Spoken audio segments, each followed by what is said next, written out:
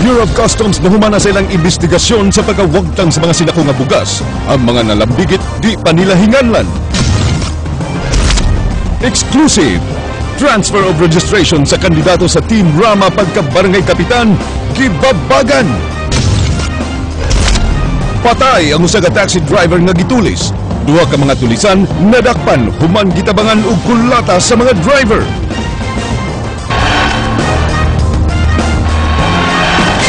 Nahibaw-an na ang mga tao nga responsable sa pagpangawat sa mga smuggled nga sinakong bugas nga nasakmit sa Bureau of Customs sa Port of Cebu.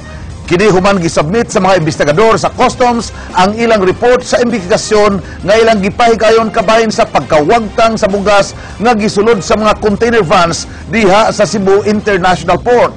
Apan wala pa mosulti ang district collector kung kinsa o pila ka mga tao ang nalambigit ini. Wala say mga preventive suspension ang ipatuman batok sa mga empleyado sa Bureau of Customs.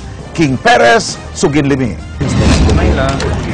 Paabuton pa ang pagbasa ni Commissioner Rufy Biason sa gihimong investigation report sa Customs bahin sa 272 ka mga sinakong bugas nga nangawagtang sa may-aging buwan. Kagahapon gi-endorse na ni Customs District Collector Edward de la Cuesta ang maong report o gipaabot ni ini nga mo reply sunod semana. Well, actually, ina-endorse ko pa lang to our commissioner, and I would like him also to be the first one to know what is inside before we make it in public. Baka may mga comments siya or additional work, ano? Mupaabot pa sabang Customs nga matapos ang gihimong investigasyon sa NBI, hinungdan nga dili una nila ibutyag ang mga pangalan sa mga suspetsado. I want to confer first also with NBI so that hindi naman sila ma-preempt dito sa investigation namin. Wala na sab masayod si De La Cuesta kung mipadayon ng Cebu International Port ug upaskor sa pag-imbestigar sa insidente. Ang mga gitudlo nga mga sospetsado gipadad-an og sumon sa miaging duha ka semana. Sila gihatagan og higayon pagtubag sa mga aligasyon pinaagi sa pagsumiter sa usa ka affidavit ug sa mga pangutana sa verbal investigation. Wa pa gipahibaw ni De La Cuesta kung pila tanan ang ilang mga sospek. Apan matod ni De La Cuesta aduna nay 5 ka mga sospek petsado ang nakapadala og affidavits. Gilantaw sa district collector nga adto na mo submit sa ilang mga affidavit sa NBI. Wala mosulti si De La Cuesta kung duna bay taga customs nga nalambigit sa pagkawat sa mga bugas. Apan hangtod karon wala pay empleyado sa customs nga gipahamtangan og preventive suspension ni De La Cuesta. Samtang ang Cebu Port Authority nga nagduma sa Cebu International Port mipahibaw usab nga natapos na ang ilang investigasyon. Apan dili pa kini mahimong ipahibaw sa resulta aron sa paglikay nga maapektuhan ang investigasyon sa NBI. King Perez, News 5. Duha na kasakop sa Oriental Port and Arrastre Services Corporation ang miatubang sa National Bureau of Investigation kon NBI alang sa investigasyon sa pagkawagtang sa mga sinakong smuggled rice. Niadtong Lunes, ang gwardiya o ang kustodian sa Opaskor miatubang sa investigasyon. Walay gihatag nga detalye si NBI 7 Regional Director Attorney Antonio Pagatpat sa gihimong pakisusi. Dugang taga Opaskor ang ilang ipatawag aron mas madugangan pa ang tubag sa ilang mga pangutana kung duna bagi nangawalang bugas o kung dun naman gani nangawala kinsa may nagkuha. Samtang opisyal na nga nadawat sa buhatan sa NBI ang mando sa korte nga nagdili sa pagpatuman sa warrant of arrest kang kanhi good Congresswoman Clavel Martinez o mga kauban. Matod sa NBI, wala naunta sila maghago sa pagpangita sa gipanganlan sa warrant of arrest kung nadawat pa nila dayon ang order sa Sandigan Bayan kagahapon. Dennis Tanok, Suginlimi. Gihatod ni Attorney Inocencio de la Serna Jr. ang Assisting Counsel sa Banay Martinez sa buhatan sa National Bureau of Investigation Region 7 ang certified true copy sa resolution sa ex parte motions to defer the implementation of warrant of arrest batok nilang kanhi 4th District Congresswoman Clavel Asas Martinez, iyang mga anak ug uban pa nga pinitsahan og Hulyo 31. Pinirmahan kini nilang Justice Teresita Diaz Baldos, ang chairperson sa Sandigan Bayan 2nd Division, uban sa mga associate justices na silang Justice Napoleon Inuturan ug Justice Oscar Herrera Jr. Ayaw kong manghimasok doon sa merit at saka kung ano ang nangyayari doon sa Sandigan Bayan. Ang magiging role lang ng NBI dito ay yung service ng order of arrest. Implementation lang ng order ng korte. Pag sinabi ng korte na mayroong order para arestuhin, isi-serve namin. Pag sinabi ng korte suspended muna, then we will not implement the order of arrest. No, actually, maghuwat na lang sila sa resolution sa omnibus motions to dismiss, and they have so many remedies. Either they will, if it will be denied, they will go to the Supreme Court and ask again for a restraining order. Gipatin-aw ni Pagatpat nga dili unta nila i-serve gahapon ang warrant of arrest kung nadawat pa nila ang order sa korte kagahapon.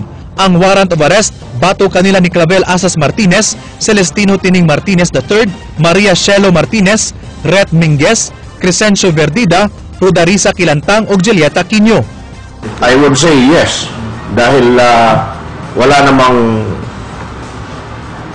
natatanggap ang ating opisina recalling the order.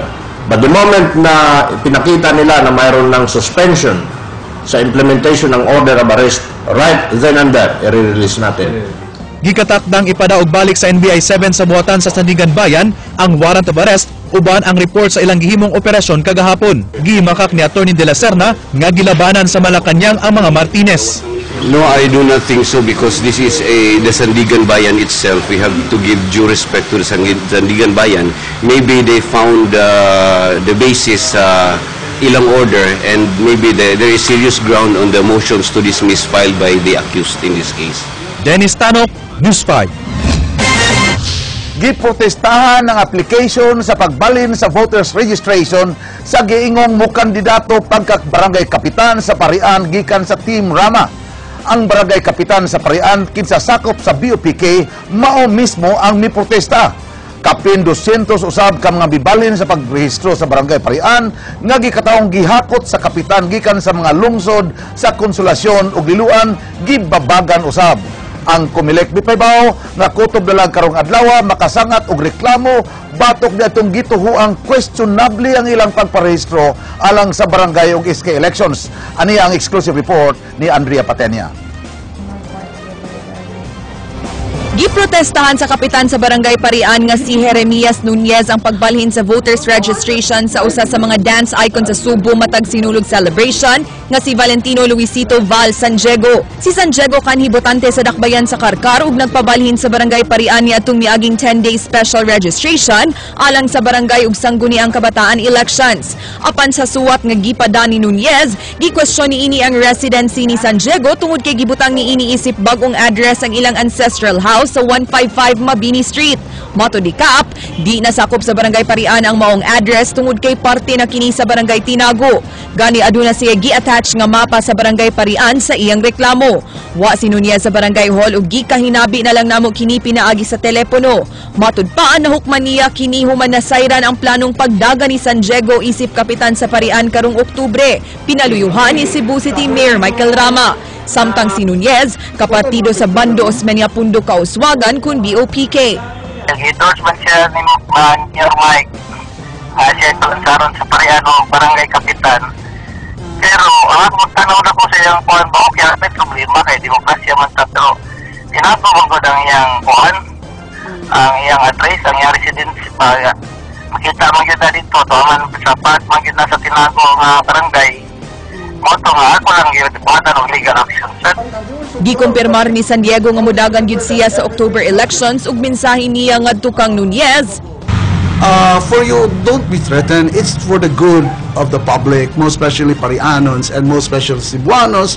If you care a lot for public service and community service, okay, just give me this 3 years, 14, 15, 16, and everything is yours after.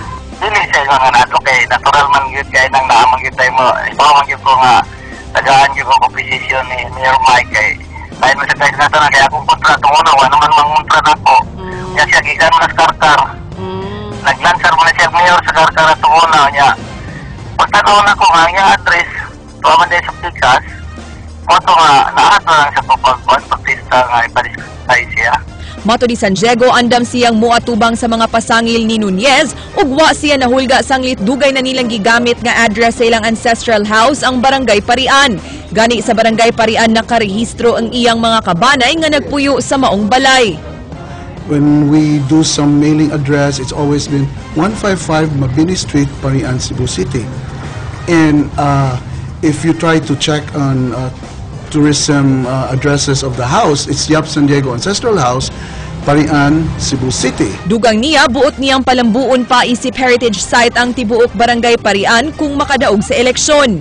And hopefully, Parian will be prepared and all the areas, most especially the triangle, can be transformed into a heritage park when people are dressed up in period costume way back in the Spanish period, and all the tunnels will be dressed up in Guardia Civil. Samtang eksklusibo sab nga naabtan sa News 5 ang ilang giandam nga opposition batok sa kapin 200 ka mga registrants nga matud pa, gipanghakot nilang Nunez gikan sa mga lugar sama sa Konsolasyon ug Liloan aron makapabalhin sa ilang registration sa Parian. Isumiti nila ang maong sumbong karong hapon. Samtang gipahibaw sa COMELEC nga hangtod karong adlaw na lang sila modawat og motion to oppose batok sa mga nagparehistro ni atong Hulyo 22 hangtod 31. Hipuso na sab nila og mga adlaw ang ilang gidisplay nga mga pangan sa kapin 13,000 ka regular applicants ug kapin 9,000 ka SK applicants sa Cebu City South District ug laing 9,000 ka regular applicants ug kapin 9,000 sab ka SK applicants sa Cebu City North District nga nagparehistro. Karong Agosto 12 ipahigayon ang hearing sa Election Registration Board aron tukion ang mga sumbong ug aron hukman kung kaaprubahan ang registration sa mga aplikante aron makabutar. Ang kuan ato is they fill up an application for registration. That's the first step. So the second step is ang klaro gud og sa court kaso pa ang judgment yun dito sa Election Registration Board, di ba?